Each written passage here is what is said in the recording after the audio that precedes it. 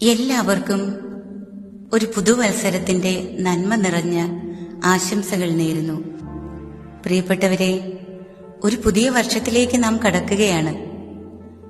എന്തെങ്കിലുമൊക്കെ മാറ്റങ്ങൾ പുതിയതായി നമ്മുടെ ജീവിതത്തിൽ കൊണ്ടുവരണമെന്ന് നാം ഒക്കെ ആഗ്രഹിക്കുന്നുണ്ട്, അല്ലേ? എപ്രകാരമാണ് നാം മാറേണ്ടത്? എപ്രകാരമാണ് ഒരു പുതിയ വർഷം കൂടുതൽ അനുഗ്രഹപ്രദമാകേണ്ടത്? നമുക്ക് അല്പനേരം ചിന്തിക്കാം.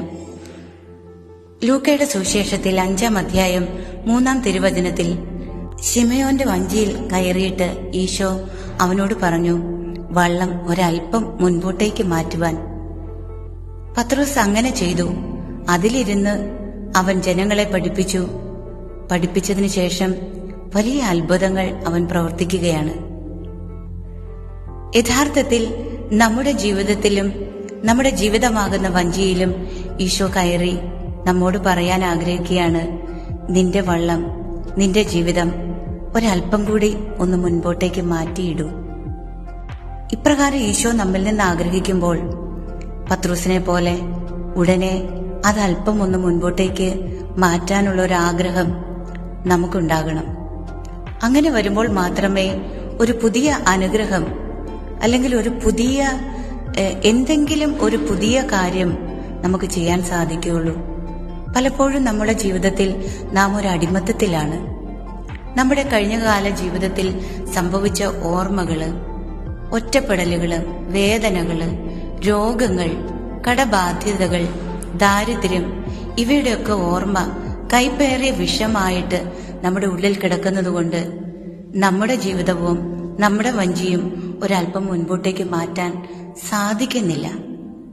എന്നാൽ യെശയ്യാ പ്രവാചകന്റെ പുസ്തകം 13-ാം അധ്യായം 18-ാം തിരുവചനം പറയുന്നു, കഴിഞ്ഞ കാര്യങ്ങൾ നിങ്ങൾ ഓർക്കുകയോ പരിഗണിക്കുകയോ വേണ്ട, ഇതാ ഞാൻ പുതിയ കാര്യം ചെയ്യുന്നു. കഴിഞ്ഞ കാലങ്ങളിൽ വളരെയേറെ തെറ്റുകൾ നമ്മുടെ ജീവിതത്തിൽ ഉണ്ടായിരുന്നിരിക്കാം. പലപ്പോഴും മനഃപൂർവ്വം നാം ചെയ്ത തെറ്റുകൾ ഉണ്ടാവാം. ബോധപൂർവം ചെയ്യുന്ന തെറ്റുകളും അറിയാതെ ചെയ്യുന്ന തെറ്റുകളും നമ്മുടെ ജീവിതത്തിൽ സംഭവിച്ചിട്ടുണ്ടാകാം. എന്നാൽ ഈശോ ഇന്ന് നമ്മോട് പറയുകയാണ്, അതൊന്നും നീ ഓർക്കണ്ട, അതൊന്നും നീ പരിഗണിക്കണ്ട. ഞാൻ നിന്റെ ജീവിതത്തിൽ പുതിയ കാര്യം ചെയ്യാൻ ആഗ്രഹിക്കുകയാണ്. ഈശോയുടെ ഈ ആഗ്രഹത്തോട് നമുക്കൊന്ന് ചേർന്ന് നിൽക്കാം. ഈശോ സകല പാപങ്ങളും നമ്മിൽ നിന്ന് മോചിപ്പിക്കുവാൻ വേണ്ടിയാണ് നമുക്ക് വേണ്ടി കുരിശിൽ മരിച്ചത്. നമ്മുടെ പാപങ്ങളെല്ലാം ഏറ്റെടുത്തുകൊണ്ടാണ് അവിടുന്ന് കുരിശിൽ ഉയർത്തത്. പലപ്പോഴും നമ്മുടെ ജീവിതത്തിൽ നാം ഇതെല്ലാം ഏറ്റുപറയുന്നുണ്ടെങ്കിലും ഇത് നമ്മുടെ വിശ്വാസവുമായി നാം ബന്ധിപ്പിക്കാത്തതുകൊണ്ടാണ് നമുക്ക് അനുഭവമില്ലാതായി മാറിയത്. ഇസ്രായേൽ മക്കളോട് ദൈവം പറയുന്നുണ്ട്, അവരെ കാനാൻ ദേശത്തേക്ക് കൊണ്ടുവരുമെന്ന്. അങ്ങനെ വലിയ പ്രതികൂല സാഹചര്യങ്ങളിലൂടെ ദൈവം ഇസ്രായേൽ ജനത്തെ നയിച്ച് കാനാൻ ദേശത്ത് കൊണ്ടുവന്ന് അവർക്ക് ഭക്ഷിക്കാൻ മന്ന നൽകി, അവർക്ക് കുടിക്കാൻ വെള്ളം നൽകി. എന്നിട്ടും വലിയ പീഡകളുടെ സമയത്ത് ഈജിപ്തിൽ നിന്ന് എങ്ങനെയെങ്കിലും രക്ഷപ്പെടാൻ ആഗ്രഹിച്ചിരുന്ന ഇസ്രായേൽ ജനം ആ അടിമത്തത്തിൽ തന്നെ വീണ്ടും കിടക്കുകയാണ്.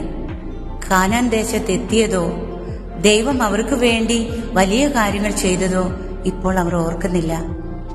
അവരുടെ ഉള്ളിൽ പണ്ട് ഈജിപ്ത് ദേശത്ത് അവർ കഴിച്ച മത്സ്യങ്ങളും വെള്ളരിക്കയും വെള്ളുള്ളിയും അങ്ങനെ അവിടുത്തെ ഇറച്ചിപാത്രങ്ങളൊക്കെ ഇപ്പോഴും അവരുടെ ഉള്ളിൽ ഓർമ്മയായി നിൽക്കുകയാണ്.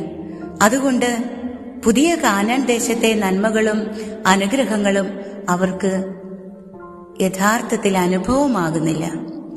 ഇതുപോലെയാണ് നമ്മുടെ ജീവിതവും. ഈജിപ്തിൽ നിന്ന് ദൈവം അവരെ പുറത്തു കൊണ്ടുവന്നിട്ടും അവരുടെ ഉള്ള് ഇപ്പോഴും ഈജിപ്തിൽ തന്നെയാണ്. നമുക്കൊന്ന് ചിന്തിച്ചു നോക്കാം. കർത്താവ് നമുക്ക് വേണ്ടി മരിച്ചു, ഉയർത്തു, നമ്മുടെ പാപങ്ങളെല്ലാം ഏറ്റെടുത്തു. എന്നിട്ട് ഇപ്പോഴും നാം നമ്മുടെ ബലഹീനതകളിൽ തന്നെ താവളമടിച്ചു കിടക്കുകയാണ്. നമുക്ക് ഒന്ന് ഉയർത്തെഴുന്നേൽക്കാം. നമ്മുടെ ചിന്തകളും ഉന്നതത്തിലേക്ക് ഉയർത്താം. ഈശോ പറയുന്നില്ലേ, നിങ്ങൾ കണ്ണുകൾ ഉയർത്തി വയലുകളിലേക്ക് നോക്ക്. നമ്മുടെ കണ്ണുകൾ പലപ്പോഴും നമ്മൾ ഈ ലോകത്തിന്റെ പല സാഹചര്യങ്ങളിലേക്കുമാണ് നാം നോക്കുന്നത്. നമ്മുടെ ചുറ്റുപാടുമുള്ളതാണ് നാം കാണുന്നത്. എന്നാൽ അതിനേക്കാൾ ഉയരത്തിലൊന്ന് ചിന്തിക്കാൻ വിശുദ്ധ ബലിയിൽ പറയുന്നത് പോലെ നമ്മുടെ ചിന്തകൾ ഉന്നതത്തിലേക്ക് ഉയർത്താൻ നമുക്ക് സാധിക്കണം. കൊളോസ്യർക്ക് എഴുതിയ ലേഖനം 3-ാം അധ്യായം 3-ാം തിരുവചനത്തിൽ പറയുകയാണ്, നിങ്ങൾ മൃതരായിരിക്കുന്നു, നിങ്ങളുടെ ജീവൻ ക്രിസ്തുവിനോടൊപ്പം ദൈവത്തിൽ നിഗൂഢമായി സ്ഥിതി ചെയ്യുന്നു.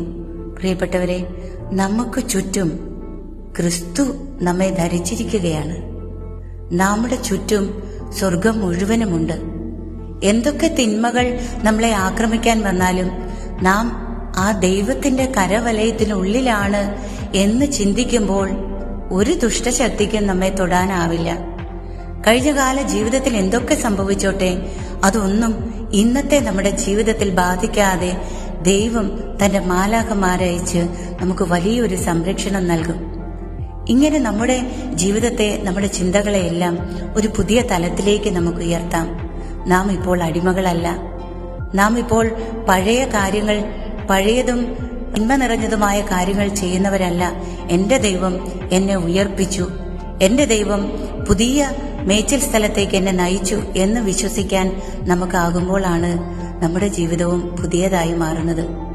അങ്ങനെ ആ ഒരു പടി കൂടി മുൻപോട്ട് നീക്കിയ നമ്മുടെ ജീവിതമാകുന്ന വഞ്ചിയിലിരുന്നു കൊണ്ട് അവിടുന്ന് നമ്മോട് പറയും, ആഴത്തിലേക്ക് നീക്കി മീൻ പിടിക്കുക. അത് കേൾക്കുമ്പോൾ നമ്മുടെ വഞ്ചി നിറയെ മത്സ്യങ്ങൾ കിട്ടും. അത് നമ്മുടെ ജീവിതത്തിന്റെ ഒരു ടേണിംഗ് പോയിന്റ് ആയിരിക്കും. പത്രോസ് പറഞ്ഞതുപോലെ നമുക്കും പറയാം, കർത്താവേ, ഞാനൊരു പാപിയാണ്. അനുതാപത്തോടെ നമ്മുടെ ഇന്നലകളെക്കുറിച്ചുള്ള ചിന്തകള് ഇന്ന് നമുക്ക് കർത്താവിന്റെ മുമ്പിൽ പൂർണ്ണമായും ഏറ്റുപറയാം. യഥാർത്ഥമായ അനുതാപത്തോടെ, അനുതാപത്തിന്റെ കൂദാശ സ്വീകരിച്ചുകൊണ്ട് കർത്താവിന്റെ തിരുമുമ്പിൽ എനിക്ക് തെറ്റിപ്പോയി എന്ന് ഏറ്റുപറഞ്ഞ് ഒരു പുതിയ വർഷത്തിലേക്ക് നമുക്ക് കടക്കാം. അവിടുന്ന് നമ്മുടെ കരം പിടിക്കും.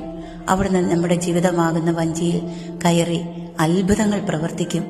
കഴിഞ്ഞ കാര്യങ്ങൾ നിങ്ങൾ ഓർക്കുകയോ പരിഗണിക്കുകയോ വേണ്ട. ഇതാ, ഞാൻ പുതിയ കാര്യം ചെയ്യുന്നു.